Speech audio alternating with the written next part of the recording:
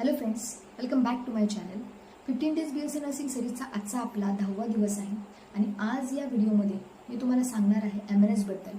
खूप साऱ्या स्टुडंटनी मला ऑनलाईनरित्या मेसेज केला आणि विचारले की दीदी आम्हाला MNS बद्दल माहिती द्या. तर मिलिटरी नर्सिंग सर्व्हिसेसबद्दल एक कम्प्लिटली संपूर्ण माहितीचा व्हिडिओ, फुल इन्फॉर्मेशन व्हिडिओ मी माझ्या चॅनलवरती अपलोड केलेला आहे. तो खाली पॉपअप होत असेल, त्या ठिकाणी टॅप करा आणि तो कम्प्लिटली व्हिडिओ पहा, जेणेकरून तुम्हाला एक आयडिया येईल काय काय एलिजिबिलिटी क्रायटेरिया आहेत, कुठले कुठले टॉप कॉलेजेस आहेत आणि कुठल्या कुठल्या एक्झाम MNSमध्ये कंडक्ट केले जातात.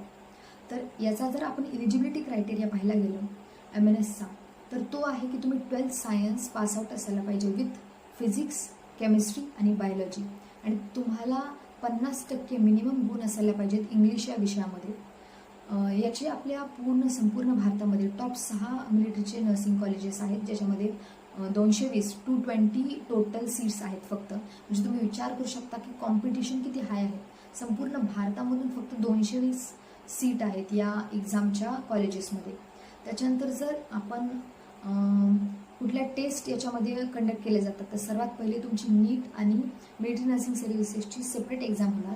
नीटचे मार्क्स तुमचे आणि MNSचे मार्क्स कंबाईन करून एक फायनल मेरिट लिस्ट ते देणार. त्याच्यानंतर तुमचं डॉक्युमेंट व्हेरिफिकेशन होणार. नंतर तुमची मग जनरल इंटेलिजन्स आणि जनरल इंग्लिश या दोन्ही सब्जेक्टची एक एक्झाम होणार. त्याच्यानंतर सायकोलॉजिकल असेसमेंट टेस्ट होणार.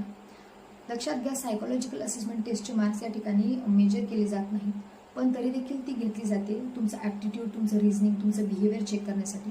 त्याच्यानंतर फेस टू फेस इंटरव्ह्यू या ठिकाणी होणार तुमचा. कम्प्लिटली फिजिकल तुमचे टेस्ट होणार, फिजिकल एक्झामिनेशन होणार, मेडिकल टेस्ट होणार. कारण तुम्ही मिलिटरीमध्ये सर्व करणार आहात, तर तुम्ही मेडिकली फिट पाहिजेत.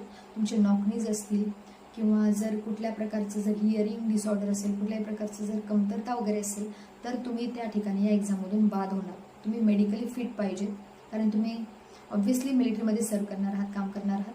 आणि याच्यानंतर मग एक फायनल सिलेक्शन लिस्ट येणार आणि तुमच्या मार्क्स अकॉर्डिंग तुम्हाला जे टॉप 6 मिलिटरीचे नर्सिंगचे कॉलेज आहेत ते अलॉट होणार.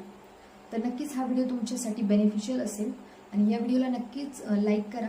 आणि पुढचा व्हिडिओ मी कुठला बनवला पाहिजे ते तुम्ही कमेंट सेक्शनमध्ये कमेंट करा आणि मला इंस्टाग्रामला फॉलो करा. त्या ठिकाणी देखील मी तुमचे डाऊट शेअर करण्याचा प्रयत्न करते. तर त्या ठिकाणी तुम्ही तुमचे डाऊट्स मला विचारू शकता. तोपर्यंत धन्यवाद.